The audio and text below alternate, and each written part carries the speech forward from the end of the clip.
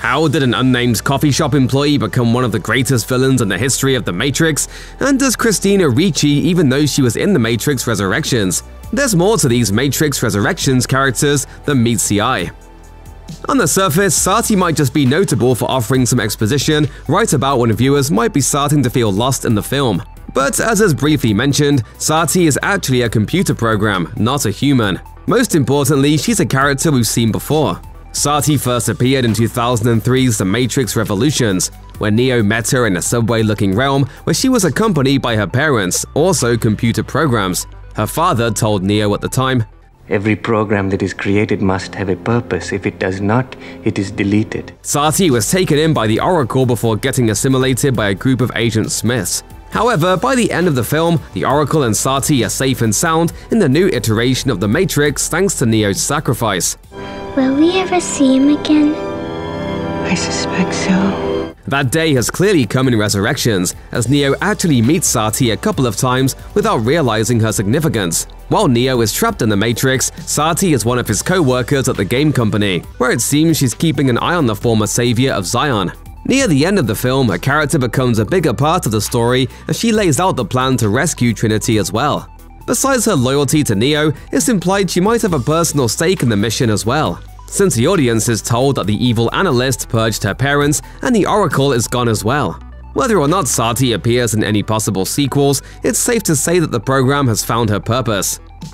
Of all the returning characters in The Matrix Resurrections, arguably the most surprising is the Merovingian. Originally appearing in The Matrix Reloaded as a data trafficker, the Merovingian is implied to be an extremely powerful force within the Matrix, though he preferred to stay slightly more under the radar than the One or the Oracle.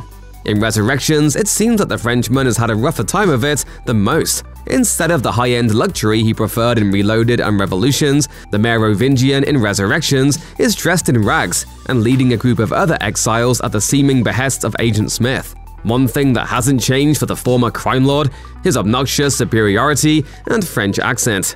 It's like wiping your ass with silk. I love it. On the surface, Bugs seems pretty self-explanatory. She introduces herself as Bugs, as in the bunny. She has a tattoo of a rabbit, wears a t-shirt with a carrot on it, and asks another character, "What's up, Doc?" So yeah, she's got a theme and she's sticking with it.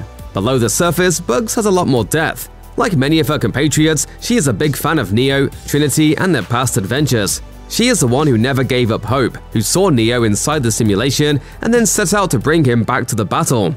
Movement leader Niobe might not be a fan of her independent streak, but Bugs is determined to remain on the front lines and do whatever she can to help return Neo and Trinity to power. If there is to be a breakout character from Resurrections and the new franchise face moving forward, the filmmakers would clearly like it to be Bugs. This is interesting because while she clearly knows enough about the Matrix to essentially reintroduce Neo to it, this true believer seems to have a significant journey yet to take. One of Bugs' compatriots, Lexi, is introduced to Neo as being the granddaughter of Captain Roland. While there isn't a lot more said about the character, she clearly has a deep connection to the conflict that goes back generations. Her grandfather Roland was a former captain of the Mjolnir, appearing in The Matrix Reloaded, The Matrix Revolutions, and other secondary tales existing across Matrix media. You might best remember him as the freedom fighter that Neo rescues from the agents in the Path of Neo video game, but he pops up throughout the sequels and media tie-ins. Some 60 years later, it can be assumed that Roland has died, but his example has clearly inspired his granddaughter to join the cause. Inside the Matrix, it's safe to assume that Gwendavia is a big cheese. At the beginning of the film, Thomas Anderson is feeling pressure from his boss to revisit the Matrix game series, which causes various people around the office to begin brainstorming ways to make the series relevant and profitable again. Enter Gwendavia, a powerful Warner Brothers executive. She delivers a determined pitch to bring the franchise back, putting more pressure on Anderson, and then, like that, she's gone. It sure does seem suspicious that an actor as high-profile as Christina Ricci would show up for such a small part. The character's flamboyant name also seems to indicate that she's much more than just another human lost in the Matrix. Considering the recent birth of Ricci's child, perhaps she didn't have time to film more scenes. Or maybe those at the real-life Warner Brothers didn't appreciate the joke.